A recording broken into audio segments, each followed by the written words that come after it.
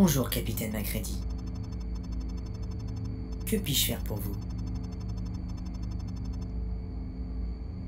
Maman, exécute le vidéogramme, nom de code 937. Très bien. Initialisation du vidéogramme 937.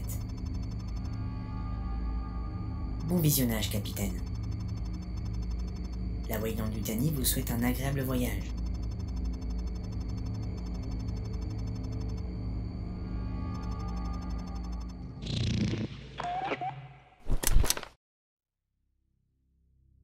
Quand j'étais enfant, on avait une petite tradition avec ma famille. Tous les vendredis soirs, on se réunissait devant la télé pour regarder un film culte de l'époque de mes parents. C'est devant ces séances improvisées que j'ai découvert des films comme Star Wars, Le Seigneur des Anneaux, Blade Runner, enfin bref des films qui ont marqué mon imaginaire à l'encre indélébile. Mais si je ne devais vous raconter qu'un seul vendredi soir, ce serait celui où j'ai découvert Alien, le 8e passager. Dès la première image, j'ai tout de suite compris.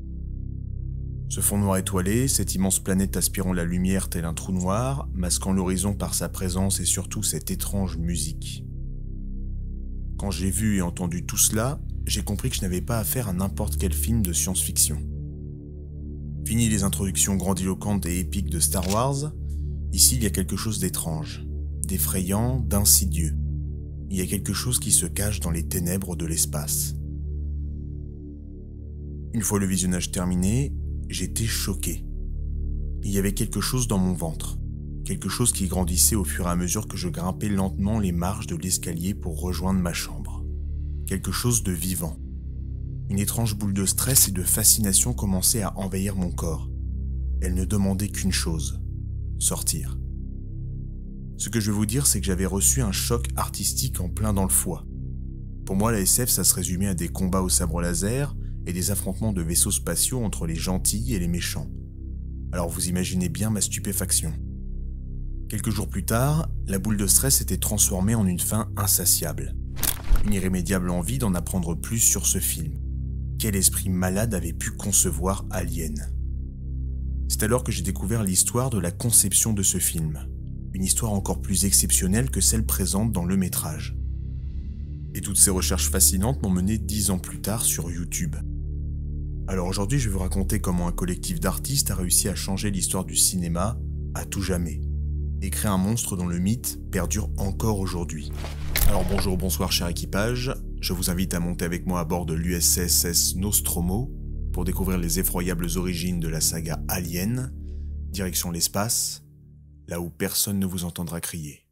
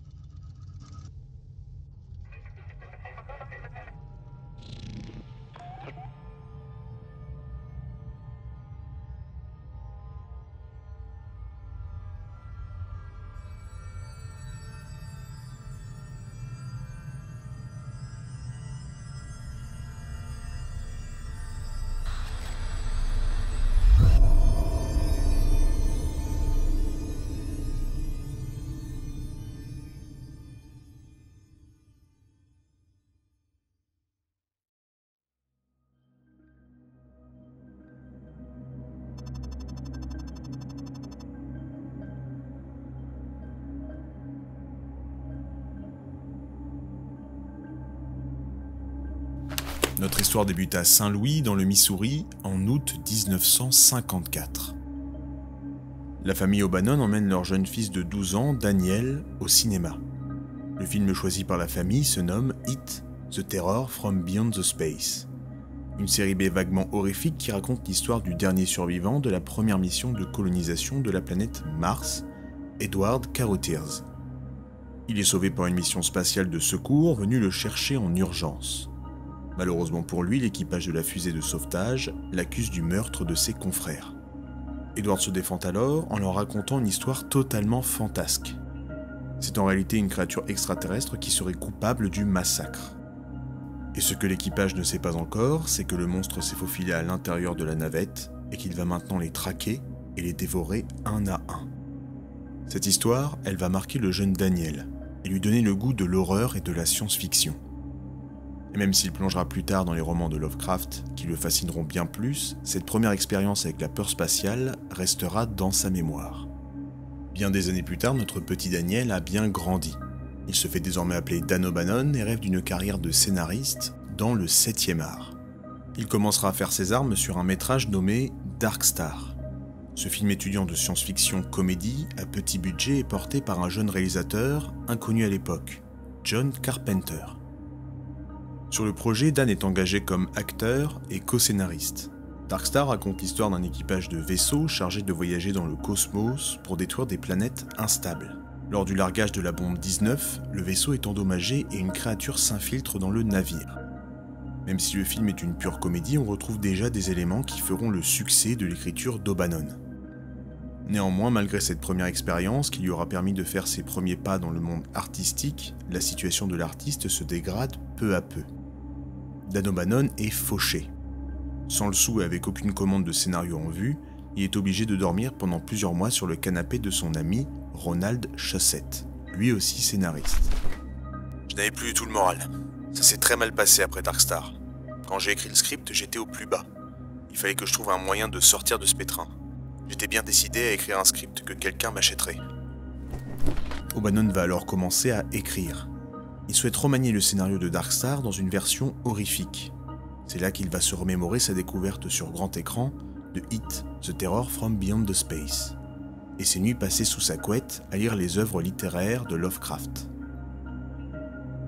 Il va alors accoucher d'un début de scénario de 20 pages nommé Memory. Au début, je n'avais que 20 pages, mais je me souviens que c'était le meilleur début que j'avais jamais écrit. Le problème, c'est que je ne savais pas du tout où aller à partir de là. Ça commençait avec la transmission étrangère, puis venait le réveil de l'hypersommeil, et ça s'arrêtait avec la découverte du capitaine extraterrestre mort au milieu du derelict ship. Au-delà de ça, mes idées devenaient assez nébuleuses. Je me disais que l'équipage parviendrait à quitter la planète qu'à la fin du film, et que la créature en elle-même serait une sorte de force psychique. J'avais du mal à trouver des solutions valables. Mais O'Bannon va devoir laisser de côté son scénario car il doit faire ses affaires. Direction Paris.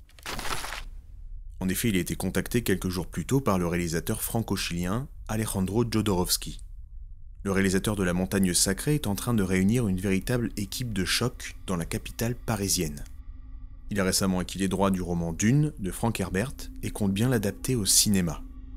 Impressionné par le visionnage de Dark Star, il recrute alors O'Bannon comme superviseur des effets spéciaux. Dan se retrouve alors à Paris entouré d'une tripotée d'artistes du monde entier, tous plus talentueux les uns que les autres. On y retrouve le dessinateur de bande dessinée français Jean Giraud, alias Moebius, au storyboard, l'illustrateur anglais de couverture de romans SF Chris Foss à la direction artistique, et le peintre suisse Hans Rudiger, dont on parlera un peu plus tard dans cette vidéo. Le projet de Jodorowsky pour Dune est pharaonique. Le réalisateur avait prévu des idées toutes plus fantasques les unes que les autres, comme faire composer la bande originale par les Pink Floyd, ou faire jouer le rôle de l'empereur Padishah Shaddam IV par Salvador Dali, ou celui du baron Vladimir Harkonnen par Orson Welles. Mais le film ne se fera jamais. Aujourd'hui encore, l'adaptation de Dune par Jodorowsky est le sujet de tous les fantasmes pour les cinéphiles. Un projet qui, s'il était un jour sorti sur grand écran, aurait changé à jamais l'histoire du cinéma comme on le connaît. Et pour ajouter à sa légende, on raconte qu'encore aujourd'hui, le storyboard réalisé par Moebius se passe de main en main dans les couloirs d'Hollywood. Comme un petit objet de culte, l'annonciateur d'une prophétie qui ne viendra jamais. Quoi qu'il en soit, retour à la case départ, ou plutôt au canapé pour notre ami O'Bannon. Il est temps de se replonger dans le script de Memory. Mais grâce à l'aide de son ami Ronald Shusett, la situation ne va pas rester telle qu'elle très longtemps. Les deux hommes font un pacte. Ronald aide Dan à terminer son scénario s'il aide à son tour à adapter la nouvelle de l'écrivain Philip K. Dick, Souvenir à vendre. Et ce scénario vous le connaissez puisqu'il est sorti au cinéma sous le nom de Total Recall avec Arnold Schwarzenegger. Nos deux amis se mettent alors au travail et l'aide de Ronald Shusett sera le déclencheur qui permettra à O'Bannon d'achever son script. C'est Ronald Shusett qui a finalement brisé la glace. Il m'a rappelé une vieille idée de script que j'avais eue où un gremlin harcelait l'équipage d'un bombardier B-17 durant une mission nocturne au-dessus de Tokyo. Il a suggéré que l'alien soit une créature physique, pourchassant l'équipage à bord de son propre vaisseau. Mais pourtant, quelque chose ne va pas.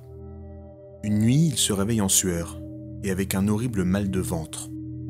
Son abdomen se tord de douleur face à des maux de ventre atroces. Dan O'Bannon est atteint de la maladie de Crohn, une maladie chronique provoquant d'abominables crampes d'estomac pendant des jours ou des semaines. Et la fréquence des crises est imprévisible. Cette douleur, cette torture, elle va donner une idée à Dan. Régulièrement tordu de douleur, l'auteur se replonge dans le scénario et ajoute une scène, où il imagine une créature qui jaillirait du ventre d'un des personnages, une séquence qui deviendra centrale et culte pour le futur film. Quelque temps plus tard, le scénario est terminé, et O'Bannon choisit de le renommer une première fois Star Beast, avant de changer une seconde fois le nom du script en Alien, en français, l'étranger. Une fois cette dernière correction ajoutée, les deux amis se rendent auprès de Roger Corman, un célébrissime producteur de série B. Le producteur leur propose d'acheter le scénario et de laisser la réalisation à O'Bannon contre un budget de 750 000 $. Dan est ravi, même si son script serait condamné à devenir un énième métrage d'horreur disponible quelques semaines en drive-in. Mais un autre ami d'O'Bannon, nommé Mark Haggard, va permettre de sauver le film de l'oubli. Mark Haggard est convaincu que le script d'O'Bannon vaut bien mieux que ça. Il dépose alors le scénario sur les bureaux d'une jeune boîte de production du nom de Brandywine. Fondée par David Giller, Walter Hill et Gordon Carroll, Brandywine est une jeune boîte cherchant à faire ses preuves. Mais problème pour Dan, les trois fondateurs détestent l'ASF. Et après la lecture, ce n'est pas mieux. Les producteurs trouvent le scénario banal. Mais une scène va retenir leur attention et les convaincre. Cette scène, c'est la fameuse scène de la naissance de l'alien, écrite par O'Bannon alors en pleine crise de la maladie de Crohn. Les producteurs acceptent, mais souhaitent réécrire une grande partie de l'histoire. Les fondateurs de Brandywine proposent alors à la 20th Century Fox de produire le film. La Fox accepte car après le succès retentissant de Star Wars, la mode est à la SF dans les cinémas. La Fox et Brandywine se mettent alors à la recherche d'un réalisateur. Et ils vont alors tomber sur un film nommé Les Duellistes, premier pas sur grand écran d'un réalisateur de publicité télévisuelle, Ridley Scott. Les studios, convaincus par la réalisation et la gestion du suspense de Scott, le contactent. Et Ridley accepte immédiatement, comprenant après son visionnage de Star Wars que les années 70 et 80 seront l'âge d'or de la science-fiction. Scott se met immédiatement au travail et commence déjà à réaliser des premiers croquis pour le film. Mais alors que le film rentre en pré-production, les relations sont tendues. En effet, la communication entre Giller, Hill et O'Bannon n'est pas au beau fixe. Après de nombreuses réécritures de l'intrigue, l'histoire ne correspond plus du tout à la vision qu'avait O'Bannon pour ce film. Et sacrilège, celui-ci n'est même plus crédité en tant que scénariste. Dans le script original de Dan, le vaisseau Snark reçoit un appel de détresse en provenance d'une planète proche. L'équipage est réveillé de l'hypersommeil et décide de se rendre sur les lieux du signal de détresse. Une équipe de sauvetage atterrit et découvre un vaisseau spatial contenant le cadavre d'un navigateur extraterrestre. Plus loin, le groupe remarque une gigantesque pyramide dans laquelle des membres se voient contaminés par des spores. Et la suite de l'intrigue est sensiblement la même que le reste du film que l'on connaît. Mais quand O'Bannon découvre les réécritures faites par David Giller, le synopsis n'a plus grand-chose à voir. Tout d'abord, les noms des personnages sont changés, et le producteur ajoute la présence d'un androïde infiltré dans l'équipage par la compagnie. Les aliens sont en réalité des créatures créées génétiquement par la multinationale pour en faire des armes de guerre. Le signal envoyé est en réalité un piège tendu par l'entreprise pour réaliser un grand test nature de leur nouvel arsenal biologique. Et là, c'en est trop pour O'Bannon. Il se confie auprès de Ridley Scott et lui donne une version de son script original. Scott se range alors du côté de Dan en militant pour ne pas du tout révéler les origines de la créature. Ah, c'est marrant ça. Bon, comme on dit, il y a que les cons qui changent pas d'avis, et là je vous avoue que j'aurais préféré que Ridley Scott reste con. Mais bon, je tiens à vous prévenir, dans cette vidéo on va faire comme si Prometheus et Alien Covenant n'existaient pas. Grâce au soutien de Ridley Scott et du syndicat des scénaristes, O'Bannon n'est pas encore écarté du projet. Et en plus de cela, un événement durant la pré-production va lui permettre de reprendre les commandes du vaisseau. Je n'ai pas eu l'autorisation de participer à ces révisions, car Giller ne voulait tout simplement pas de moi. Le producteur, c'était lui. Ensuite, 2 semaines avant le début du tournage, il a mystérieusement disparu. Il a quitté la production. Le producteur principal, Gordon Carroll, et le réalisateur m'ont appelé à l'aide. Pendant 15 jours, on a travaillé frénétiquement pour donner au script sa forme définitive. Au bout du compte, on a restauré près de 80% de ma version originale. Au final, le script retrouve son aspect d'origine, même si quelques éléments ajoutés par Giller et Hill sont conservés dans le script final. L'androïde infiltré ainsi que les changements de nom des personnages restent dans la dernière version. Le vaisseau ne s'appelle plus le Snark, mais le Nostromo, en référence à la nouvelle de Joseph Conrad. Également, les spores sont remplacés par des œufs qui se trouveront directement dans le vaisseau extraterrestre. Le passage dans la pyramide est retiré pour des raisons budgétaires. Durant la pré-production, il y a une autre rivalité qui va légèrement parasiter la préparation du film. Pour les concept art et la création du vaisseau, 2 artistes sont recrutés. Chris Foss, qu'O'Bannon a rencontré sur le projet Dune, et Ron Cobb, une autre connaissance d'O'Bannon. Les 2 artistes se mettent au travail, mais survient alors le principal problème de cette collaboration. Les 2 dessinateurs ont un style totalement opposé. Foss préfère les navires grandiloquents et colorés, alors que Cobb privilégie une esthétique très terre-à-terre et réaliste. Même si les 2 artistes s'entendent bien et ne montrent aucune animosité l'un envers l'autre, il va falloir choisir. C'est finalement Scott qui tranchera pour la vision de Cobb, considérant lui aussi que pour provoquer la peur, il faut que l'environnement du vaisseau soit le plus proche de la réalité possible. Très peu de dessins de Chris Foss seront donc conservés pour la préparation des décors. Et pour la petite anecdote, le scénariste ramènera également le français Moebius, aussi rencontré sur Dune. Il signera le design des combinaisons extravéhiculaires du Nostromo. Et en parlant de concept art, il va maintenant falloir concevoir la créature, l'alien. Car toute l'essence d'un film de monstre, eh bien c'est son monstre. Ce que l'on retient des Predators, The Thing, La Mouche ou Les Dents de la Mer, c'est avant tout leurs créatures qui nous ont fait frissonner. Avant même l'intrigue, les personnages ou les décors, ce dont on se souvient, c'est le monstre. Et pour les ambitions d'Alien, il va falloir être au niveau. Surtout que la plupart des films dont je vous ai parlé ne sont pas sortis à l'époque. Il faut qu'Alien mette un terme aux costumes bidons et créatures gluantes. Il faut que l'Alien soit le renouveau du genre au cinéma. Il faut qu'il fasse croire aux spectateurs que les monstres existent vraiment. Mais ça, O'Bannon le sait. Un jour, il vient simplement voir Ridley Scott et lui tente un livre de l'artiste Hans-Rudi Giger qu'il a rencontré quelques années plus tôt, lui aussi sur le Dune de Jodorowsky, le Necronomicon. Ridley Scott est fasciné par ce livre noir, qui semble être une porte vers un autre monde. Scott est convaincu. Giger doit rejoindre le projet. Mais encore une fois, je dois retarder ce moment que vous attendez toutes et tous, car une partie de cette vidéo sera uniquement réservée à la conception du xénomorphe. Après ces nombreuses péripéties, le tournage peut enfin débuter sur les terres de Ridley Scott, en Angleterre, dans les studios de Shepperton, près de Londres. Le tournage est XXL, que ce soit au niveau des décors comme le Nostromo qui est intégralement réalisé afin d'immerger pleinement les acteurs dans cet environnement. Mais le décor le plus impressionnant, c'est certainement la salle du Space Jockey, sur laquelle Giger a personnellement travaillé. Pour s'assurer que les effets spéciaux soient réussis, la Fox s'attache les services de Carlo Rambaldi, un spécialiste des maquillages et des effets spéciaux ayant officié sur King Kong de 1976 et Rencontre du troisième type de Steven Spielberg, où il a conçu une demi-douzaine d'extraterrestres. Mais malheureusement pour O'Bannon, Giger et Scott, l'Italien sera loin d'être un atout pour la cohésion d'équipe.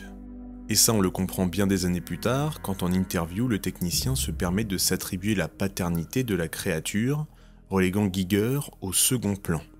Et le tournage tourne au conflit quand la Fox ajoute à l'équipe des effets spéciaux David Waitling, le créateur d'R2D2. Waitling est chargé de perfectionner les systèmes télécommandés des lèvres et de la mâchoire de l'alien. Carlo Rambaldi se permet alors de se ramener un matin de tournage avec une toute nouvelle tête de l'alien, redesignée sans l'accord de Giger. Le peintre suisse confiera que ce nouveau visage de la créature ressemblait plus à un singe qu'à un alien. Piqué dans son ego, Waitling partira au clash avec l'italien. Brian Johnson, superviseur des effets visuels, décrit parfaitement le comportement de Rambaldi sur le tournage. Carlo Rambaldi passait parfois sur le plateau, accompagné d'un manager vêtu de noir, de la tête aux pieds. Ridley parlait au manager qui était chargé de traduire pour Carlo. Mais en dehors de ces réunions, on entendait Carlo parler parfaitement anglais. En fait, il faisait semblant de ne pas comprendre la langue, comme ça il pouvait écouter ce que tout le monde disait. Tout ça, c'était de la politique. Heureusement pour Scott et Giger, Rambaldi n'est pas souvent sur le tournage. Le technicien préférait se concentrer sur le tournage du nouveau film d'Arthur Hiller, Morsure. Il n'y avait donc que quelques assistants de celui-ci présents sur le plateau la plupart du temps. Mais la confusion au sein de l'équipe d'effets visuels n'est pas la seule écharde dans le pied de Ridley Scott. Les producteurs de la Fox se rendent régulièrement sur le plateau afin de surveiller le réalisateur et ses équipes. Le dépassement de budget voit Ridley Scott une petite visite de ceux-ci afin de le rappeler à l'ordre, mais le réalisateur tiendra bon.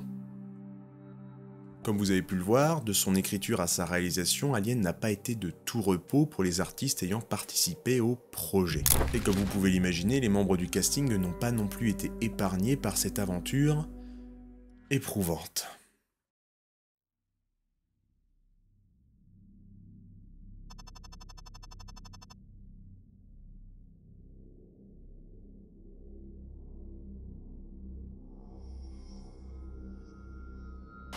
Grâce au lancement du tournage, je vais désormais pouvoir vous parler du casting, une autre facette très réussie du film.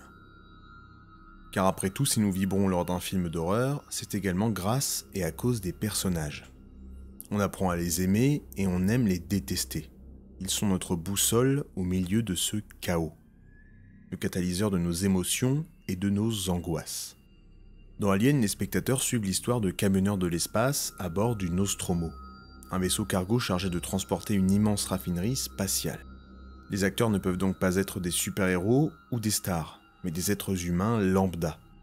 Des gens du quotidien avec un physique, un faciès et une vie banale, à la simple exception que leur boulot de routier ne se fait pas sur les grandes routes américaines, mais dans l'espace.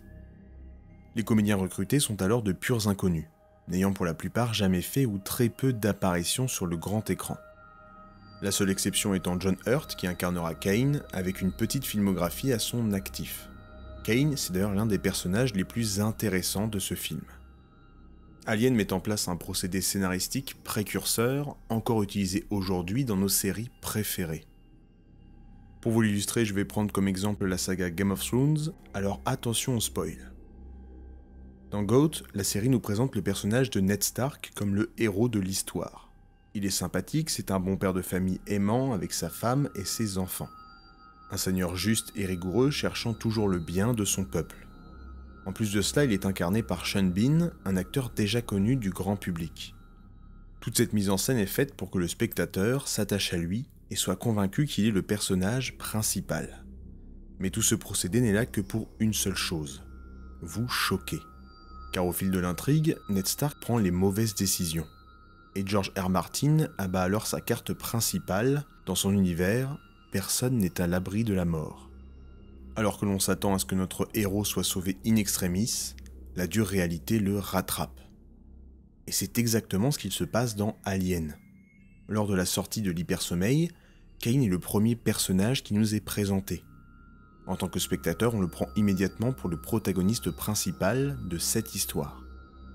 Il est d'ailleurs celui qui mène l'expédition avec le capitaine Dallas pour trouver la source du signal repéré par Maman, l'intelligence artificielle du vaisseau. Et après une erreur stupide de sa part, il est aux portes de la mort.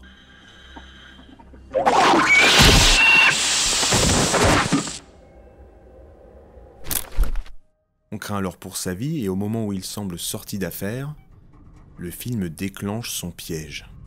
Avec la mort de Kane, ce sont tous les repères du spectateur qui partent en fumée. Les derniers rescapés du Nostromo sont d'illustres inconnus qui ne semblent pas être plus à même de gérer la situation que nous le serions à leur place. Et c'est là tout le génie du casting d'Alien. Plutôt que de se retrouver avec un Arnold Schwarzenegger ou Sylvester Stallone, certains de s'en sortir à la fin du film, nous sommes face à des anonymes. Et si vous ne connaissez pas l'histoire, impossible de savoir lequel d'entre eux va s'en sortir. Parmi les autres personnages d'équipage, on retrouve le capitaine Dallas, interprété par Tom Skerritt, Lambert, incarné par Veronica Cartwright, Harry Dean Stanton, qui possédait lui aussi une belle filmographie, et Yaphet Kotto dans le rôle des deux mécanos Parker et Brett. Et Ash, l'officier scientifique qui prend les traits du Britannique Ian Holm. Je vous disais précédemment que tous ces personnages étaient des anonymes, presque incapables de gérer la situation cauchemardesque du Nostromo. Pourtant, malgré leur manque de préparation face à la menace, cet équipage est loin d'être dénué de qualité. Chaque membre remplit d'ailleurs un rôle permettant au spectateur de s'immerger pleinement dans l'atmosphère du film. Skerritt incarne un capitaine Dallas perdu, un officier complètement dépassé par la situation ne sachant pas quoi faire car pas entraîné pour ce genre d'événement. Il est une des représentations du spectateur à travers le film. Car si nous étions à sa place, si nous devions prendre les décisions, nous ne ferions certainement pas mieux que lui. Parker et Brett sont également l'allégorie sociale du film. Ils sont les membres les moins bien payés de l'équipage, malgré leur travail physique et essentiel à la bonne tenue de la mission. Ils représentent le prolétariat, manipulé et exploité par les grandes compagnies et entreprises. Ce n'est d'ailleurs pas pour rien que dans le premier film, la corporation ne soit pas nommée. Elle est une entreprise parmi les autres, se souciant uniquement de ses propres intérêts. Ce contexte de lutte des classes n'est pas anodin, car dans les années 80, nous sommes en pleine explosion du néolibéralisme. Pourtant, vous allez voir que la plupart des sous-textes sont encore riches de sens aujourd'hui. Il n'y a qu'à regarder l'essor actuel des GAFAM et des milliardaires excentriques pour transposer le métrage dans un contexte plus contemporain. Toute cette partie du script est d'ailleurs un ajout de Walter et Hill au scénario. L'image que je vous ai dépeinte des producteurs n'est pour l'instant pas très reluisante, mais vous allez pourtant voir que nombreux de leurs ajouts ont permis d'ajouter un peu de corps au récit d'Alien. Les deux créateurs de la Brandywine ont parfaitement compris comment étoffer les personnages et les rendre plus réels. C'est notamment le cas de Lambert. La jeune femme est une représentation directe du spectateur à travers l'écran. Lambert, c'est nous. Face à la situation complètement désespérée, elle perd son sang-froid, n'hésitant pas à s'énerver, paniquer et pleurer dans les situations les plus extrêmes. Si l'on peut penser dans un premier temps que la navigatrice possède une personnalité fragile, c'est en réalité pour mieux servir le récit. Si nous étions tous à la place de Lambert, nous aurions les mêmes réactions. Des réactions pas si irrationnelles que cela face à la menace d'une créature aussi puissante et imprévisible que le xénomorphe. A l'inverse de Dallas et Lambert, il y a un personnage dont les actions et réactions nous semblent bien plus étranges. Ce personnage, c'est Ash, l'officier scientifique interprété par Ian Holm. Dans un premier temps, Ash nous semble plutôt froid et insipide. Il paraît stoïque et assez renfermé sur lui-même. Il apparaît être le membre le moins bien intégré et le plus discret de l'équipage du Nostromo. Ash prend même les pires décisions en ouvrant le sas d'entrée à Kane, alors infecté par un parasite extraterrestre, et cela malgré les interdictions de Ripley. Étrange pour un scientifique censé outrepasser ses émotions et faire respecter une quarantaine afin de ne pas contaminer tout le vaisseau. Par la suite, il sauvera la vie de l'alien en empêchant les autres membres d'équipage de tuer le Chestbuster alors sorti du corps de Kane. Quand la situation semble hors de contrôle, il commencera à surveiller les survivants et développera une fascination morbide pour le xénomorphe et le parasite. Car en réalité, Ash est le véritable ennemi à l'intérieur du Nostromo. Un androïde infiltré par la compagnie pour superviser l'ordre spécial 937. Cet ordre a pour seul but la survie du spécimen extraterrestre, coûte que coûte. Et c'est là que réside tout le génie de Ian Holm, qui donne corps au personnage de Ash. Un être tout en nuances et en discrétion, mais qui se révélera être la véritable menace présente sur le Nostromo. On peut également saluer l'actrice Helen Horton qui incarnera l'ordinateur de bord, Maman. Une autre agente infiltrée qui n'hésitera pas à manipuler et trahir l'équipage pour le bien de la compagnie. Cette intrigue secondaire, tournant autour de la compagnie prête à tout pour ses intérêts, provient également du duo Walter et Hill. Ils ont également ajouté la présence du chat, Jones, qui donnera pas mal de surfroide aux spectateurs. Mais pour ceux qui ont déjà vu le film, vous savez que j'ai volontairement mis de côté un personnage. Un personnage qui se révélera être la véritable protagoniste d'Alien, Ellen Ripley. Lorsque Susan Alexandra Weaver, plus connue sous son nom de scène Sigourney, dépose son CV pour le casting du film, elle n'a à l'époque fait que 2 apparitions sur grand écran et une à la télé dans une publicité Pepsi. Elle joue pourtant dans le film Annie Hall de Woody Allen, mais elle ne se montre à l'écran que 6 petites secondes et il faut une loupe pour l'apercevoir. Pourtant, la jeune comédienne de théâtre ne se dégonfle pas, puisqu'elle postule alors pour le rôle principal d'un film de science-fiction. Et même si elle rêve plutôt d'une carrière dans les films d'auteur, plus poétique, elle passe tout de même les premiers tests pour le rôle. Dans un premier temps, les producteurs et la Fox choisissent Veronica Cartwright pour incarner le personnage d'Ellen Ripley. Mais Ridley Scott posera son veto et imposera Sigourney Weaver comme actrice principale.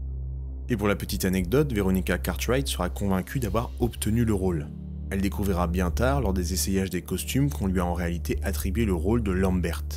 Petite déception pour l'actrice.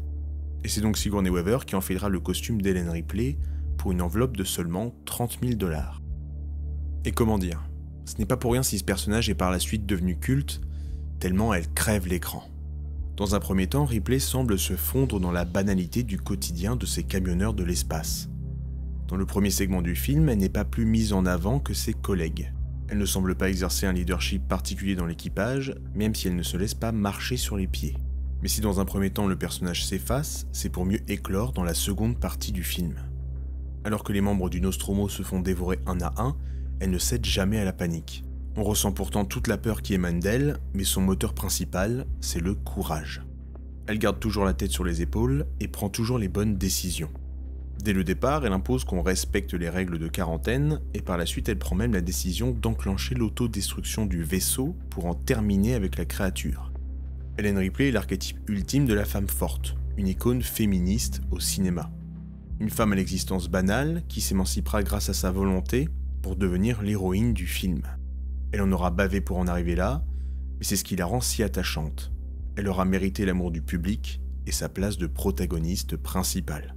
Comme vous avez pu le voir, tous les personnages d'Alien sont importants et ont leur rôle à jouer.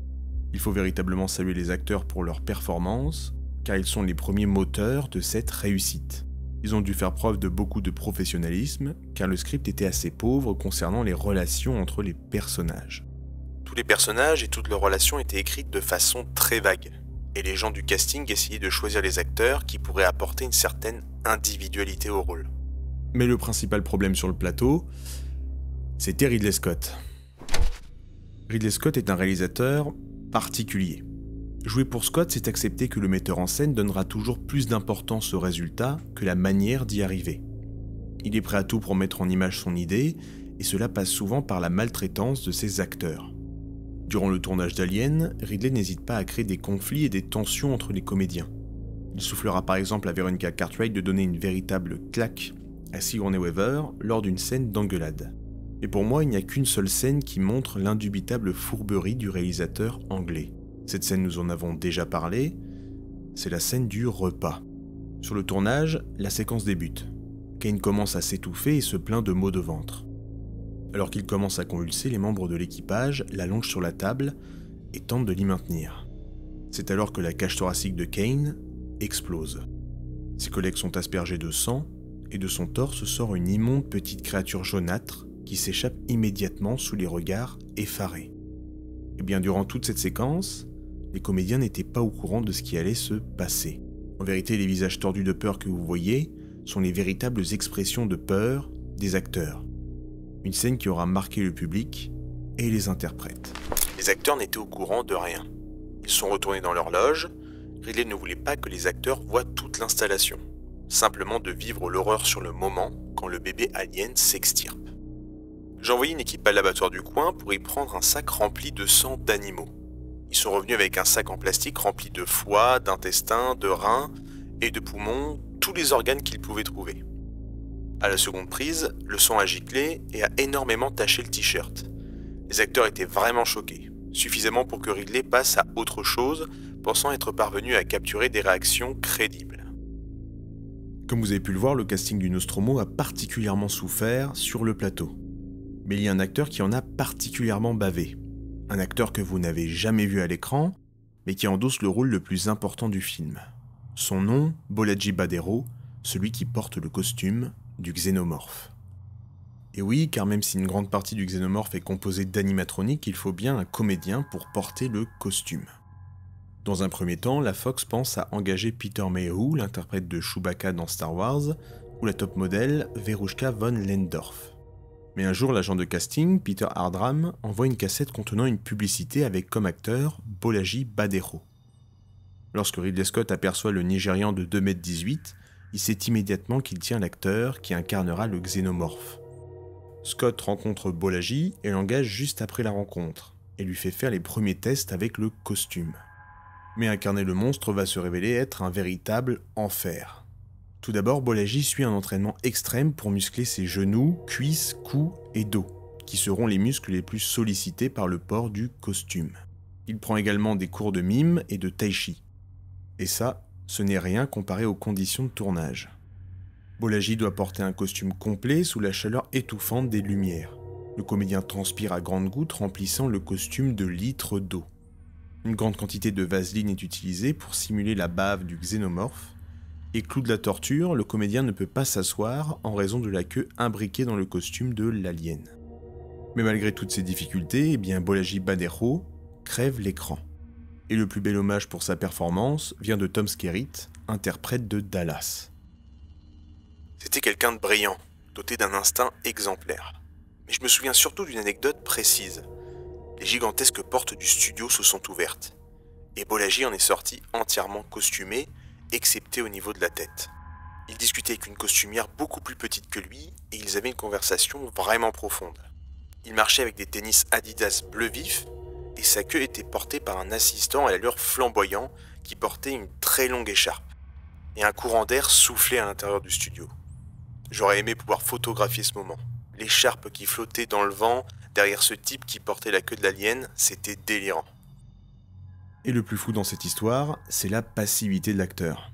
En dépit de toutes les difficultés pour incarner le monstre, Bolaji restait impassible. Il ne s'est jamais plaint une seule fois du tournage, se pliant sans broncher aux exigences du réalisateur. Un acteur grandiose pour une créature qui deviendra culte. Et cette fin de chapitre nous offre une superbe transition pour le troisième acte de cette vidéo.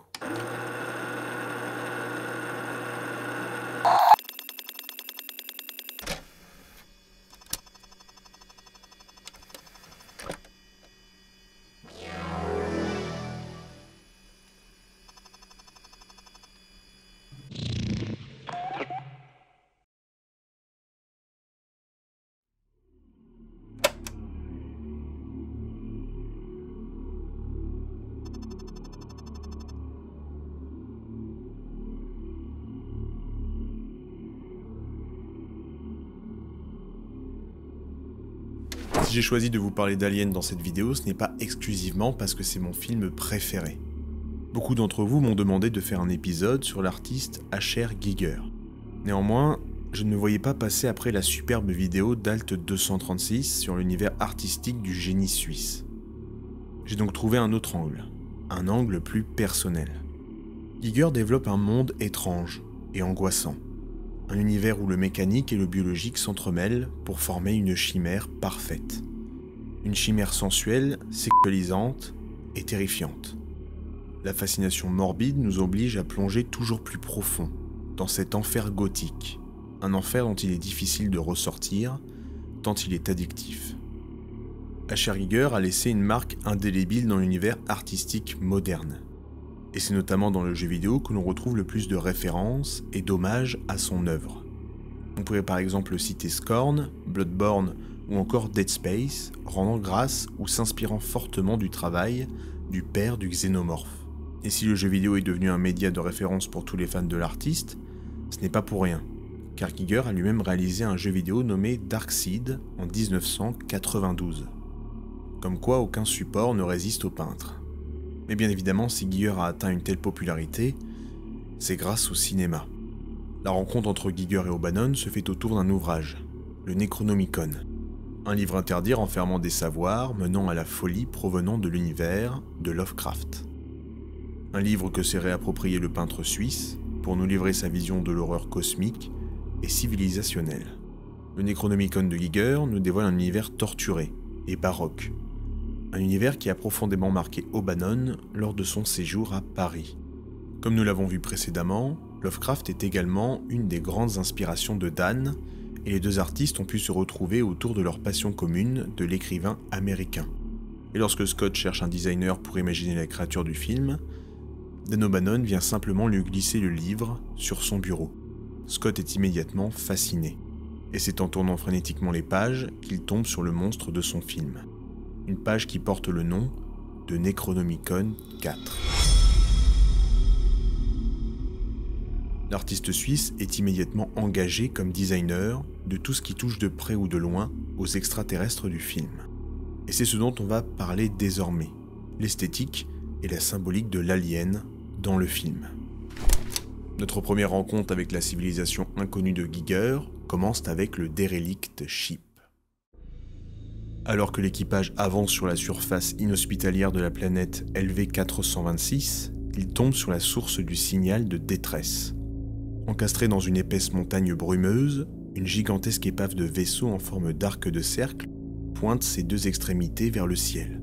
Le groupe d'exploration s'avance alors et arrive devant l'entrée bien singulière du navire à l'abandon.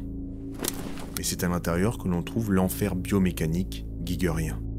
Avec l'atmosphère humide, de nombreuses gouttes d'eau ruissellent sur des parois en os noir, traversées par de nombreux câbles et systèmes d'alimentation. Une architecture qui sera reprise plus tard pour réaliser le bar de Giger dans la ville de Gruyère. Mais retournons à notre exploration. Dallas, Kane et Lambert se dirigent alors vers la salle de tous les fantasmes du film.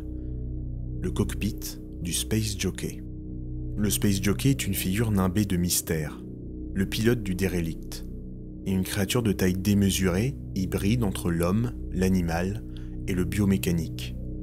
Il se tient allongé dans un siège étrange, mélange entre télescope et poste de pilotage. Et surtout, sa cage thoracique est explosée.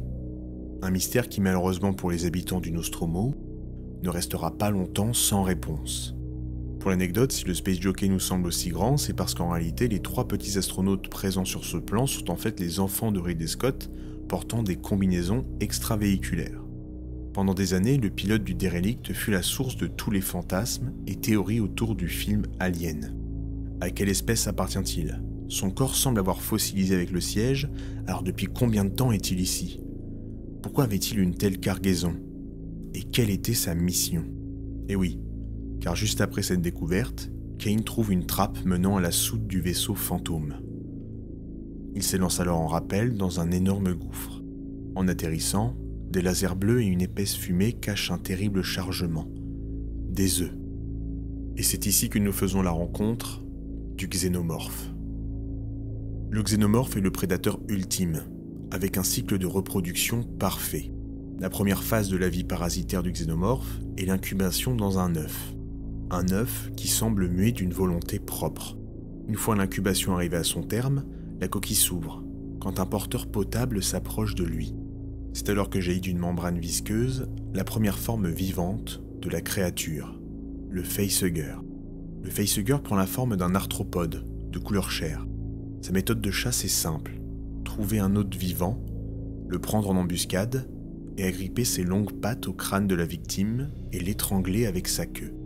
Une fois que l'hôte est pris au piège, il est impossible de s'en sortir. Le facehugger maintient le sujet en vie grâce à des poumons artificiels, alors qu'il est en train d'implanter un embryon dans la gorge de celui-ci grâce à un appendice ovipositeur. Il est impossible de retirer la créature de son hôte. Si on souhaite l'arracher, sa queue se contractera autour de la gorge du condamné. Et n'essayez pas de couper l'une de ses pattes, vous seriez aspergé par un sang acide et corrosif capable de faire fondre l'acier. Après tous ces événements, l'extraterrestre arachnide meurt.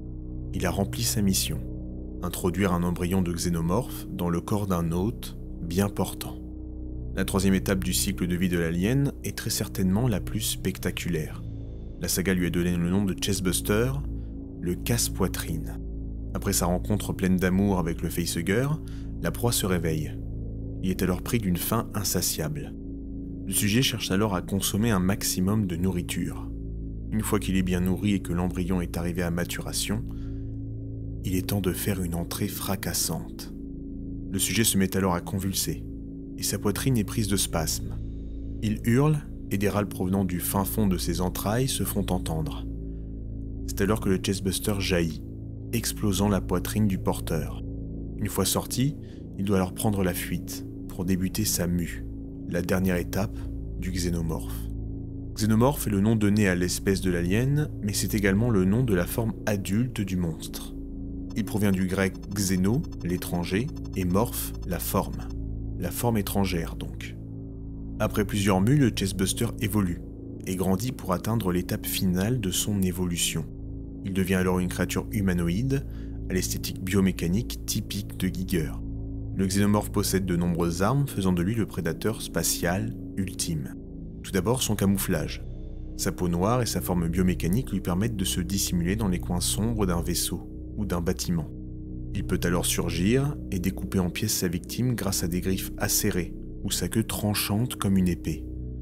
Mais l'arme de prédilection de la bête se cache dans la forme oblongue de son crâne dépourvu d'yeux, de nez et d'oreilles. Quand il ouvre sa bouche, sa langue dévoile une seconde mâchoire puissante, capable de réduire en bouillie le crâne de sa proie. Et si vous cherchez à l'affronter, sachez que son sang est également composé d'acide, comme celui du facehugger. Le xénomorphe fascine de par l'originalité et la cruauté de son cycle de vie impitoyable, mais également par son esthétique emblématique du style d'Asher Giger. Et si on pensait avoir touché les profondeurs les plus sombres de la création artistique avec ce monstre, il cache pourtant un terrible secret. Car si le xénomorphe est aussi représentatif de Giger, ce n'est pas uniquement par son aspect visuel, mais par le message qu'il nous renvoie. L'art de Giger est empreint d'une tension érotique extrême et écœurante. On retrouve sur ses peintures d'innombrables formes vaginales, phalliques, des motifs présents dans l'architecture du derelict ship. Mais loin de la sexualité, l'alien, lui, est la représentation monstrueuse des plus bas instincts humains. Car si le xénomorphe est aussi terrifiant, c'est parce qu'il est l'allégorie et l'avatar du viol. Chaque étape de l'évolution de la créature représente en réalité la descente aux enfers d'une femme violée. Tout d'abord, la fécondation violente et forcée du facehugger représente l'acte en lui-même. La symbolique est ici imagée de la manière la plus brutale et froide qui soit. Kane subit littéralement une agression sexuelle buccale de la part du parasite. Mais la partie la plus vicieuse de cette métaphore se trouve dans le syndrome post-traumatique du crime. À son réveil, Kane et l'équipage semblent dans le déni. Ce qu'a subi Kane ne semble avoir aucune conséquence et la vie reprend son cours comme si de rien n'était. Pourtant, quelque chose grandit en lui. L'embryon du violeur se développe et s'apprête à tout détruire sur son passage. En réalité, lors de la scène du réfectoire, Kane accouche contre sa volonté. Il va mettre au monde un enfant issu de son traumatisme, un enfant issu de son viol. Le nouveau-né naquit dans un torrent d'hémoglobine, détruisant la vie de son géniteur au passage. Et une fois émancipé, il est prêt à reproduire le cycle de la violence. Le xénomorphe se débarrasse des proies masculines en premier, ce qui pourrait se mettre en travers de son véritable objectif, les femmes. Lorsque l'alien s'en prend à Lambert, après avoir éliminé Parker, grâce à son second appendice phallique, le monstre s'approche lentement. Il glisse calmement sa queue dans l'entrejambe de la femelle, le reste de la scène se coupe, ne laissant entendre que les cris de terreur de la jeune femme mélangés à des cris écœurants de coït animalier, et après cela, le silence.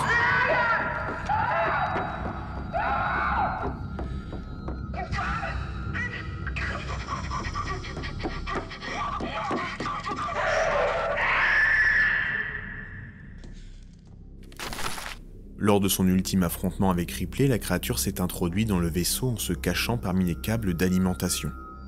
La survivante à moitié nue se trouve face à la bête, bordant sa seconde langue recouverte d'un épais liquide visqueux et transparent. Le xénomorphe, l'emblème ultime du viol dans le film, a un pouvoir encore plus grand. Il contamine. Il contamine tous ceux fascinés par ce monstre, venu de la noirceur la plus sombre de l'espace.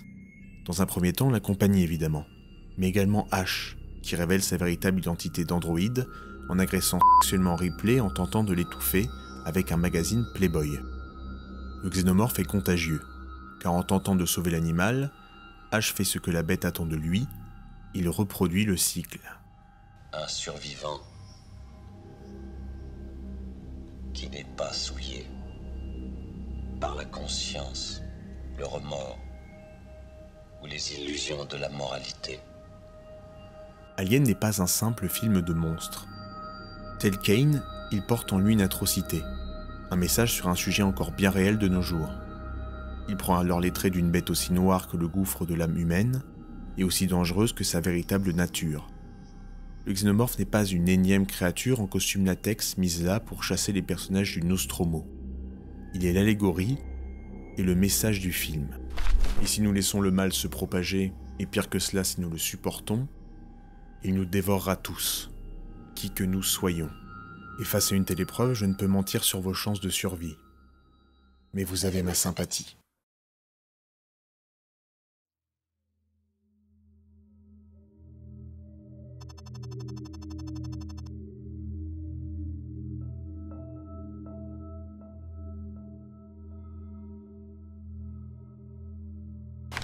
Aujourd'hui, que reste-t-il d'Alien ?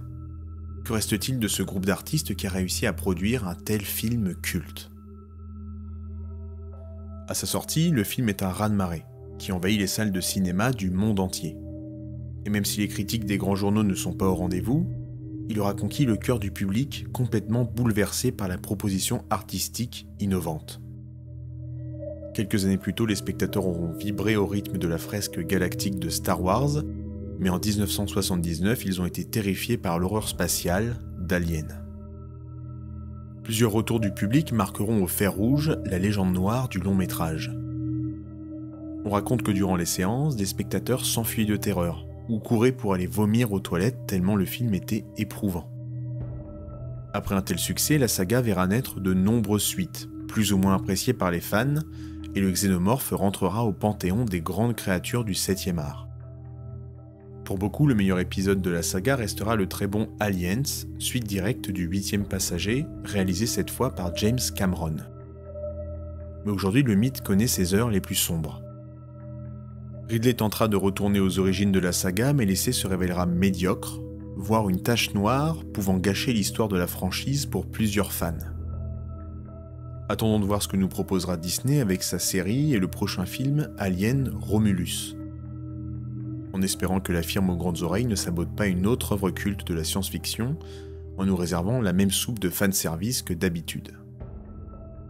Aujourd'hui, la plupart des génies qui ont fait Alien ne sont plus parmi nous. Comme nous l'avons dit précédemment, Ridley Scott n'est plus que l'ombre de lui-même. Le petit génie visionnaire d'Alien, Blade Runner et Gladiator n'est désormais plus qu'un énième réalisateur bankable. Dan O'Bannon décède le 17 décembre 2009 à l'âge de 63 ans de la maladie de Crohn. Après cette aventure, il scénarisera d'autres films comme Planète Hurlante, Total Recall, Le Retour des Morts Vivants ou encore Tonnerre de Feu. Mais après ces expériences, le scénariste tombera peu à peu dans l'oubli et la folie. Dan commencera à s'investir dans des théories conspirationnistes, se renfermant sur lui-même, se barricadant dans sa maison protégée par 3 portes blindées et un tunnel d'évacuation au cas où le gouvernement tenterait de l'arrêter. Pour Bolaji Badero, le xénomorphe sera son seul et unique rôle au cinéma. Dans les années 80, il retourne au Nigeria fonder sa propre galerie d'art. Il décède à l'âge de 39 ans d'une maladie génétique. Et du reste du casting, il ne reste plus que Sigourney Weaver, Veronica Cartwright et Tom Skerritt. Mais la mort la plus marquante pour Alien restera certainement celle de Hans Rudi Giger. En 2014, le peintre décède des suites d'une chute accidentelle. Il laissera derrière lui une vision artistique unique et la paternité de la créature la plus célèbre du cinéma. Alien le 8e passager est un ovni, un projet artistique qui semblerait aujourd'hui impossible à réaliser tant les ambitions du film sont folles et les producteurs hollywoodiens trop proches de leur porte-monnaie. Pourtant, tous les artistes qui se sont agrégés au projet ont apporté leur pierre à l'édifice et l'ont défendu corps et âme pour qu'il puisse sortir dans nos salles obscures. Certes, le film a bénéficié d'un bel alignement des planètes, mais il a réussi là où le Dune de Jodorowsky a échoué. Il a réussi à réunir un collectif d'artistes de génie pour créer une œuvre désormais culte. Giler et Hill ont produit un film de monstre révolutionnaire, narré d'une main de maître par O'Bannon, avec une esthétique terrifiante confectionnée par H.R. Giger, des acteurs tous plus vrais que nature, tout cela sublimé par la caméra de Ridley Scott.